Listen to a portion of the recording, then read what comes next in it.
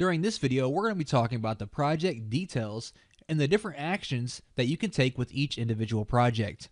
Now, to take a look at the project details, all you need to do is click on the project name of any project that you are interested in. So for example, this first one here, the self-storage, I'm just going to click on the project name, and that's going to redirect me to the project details page. Now, many of the tools that you're going to see on the project preview can also be accessed on the project details page. Things like the add to calendar, the select your interest, yes, no, or maybe, and the ability to track the project.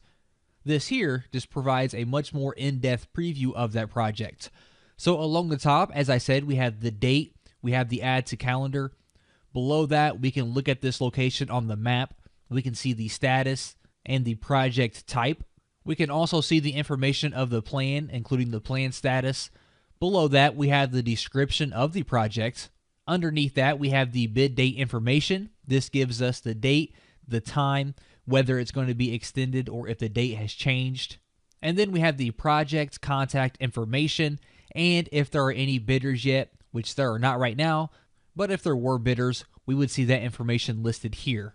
Scrolling back up on the right-hand side here, we have the ability to view the documents, which I'm going to cover in another tutorial video. And then we have the project actions.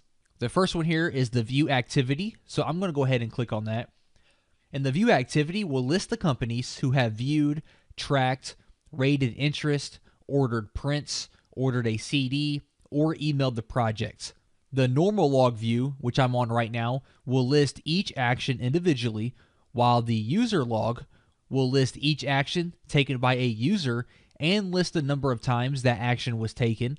And the specialty log view will list each view and will also list the specialty the user is listed under. Jumping back to the project details page, next up we have the email project info. So when I click on this, this allows you to send other associates, subcontractors, architects, or suppliers the project information via email. This here is a very powerful and effective tool, and it allows you to quickly transmit the information with the click of a mouse. Underneath that, we have the Add Me to Bidders list. From here, you can quickly add your company to the bidders list of any project.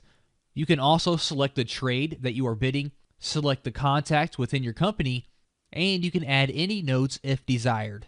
Next up, we have Track Project, and upon clicking on that, this will add the selected project to My Projects Tracked.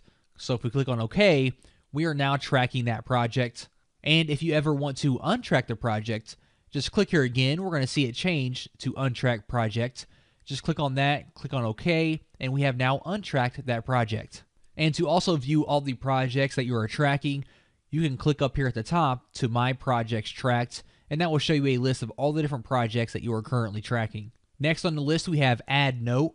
Doing this allows users to add notes to any project, and the user notes will be listed at the top of the project details page and will display notes from all the users within a company, along with the date that the note was added, the user's name, and the text of the note itself.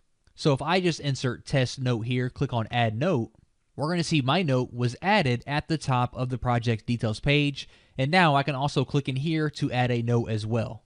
And last but not least, under the project actions, we have the Search Specs book. Clicking on this just allows you to search the different spec books related to that particular project.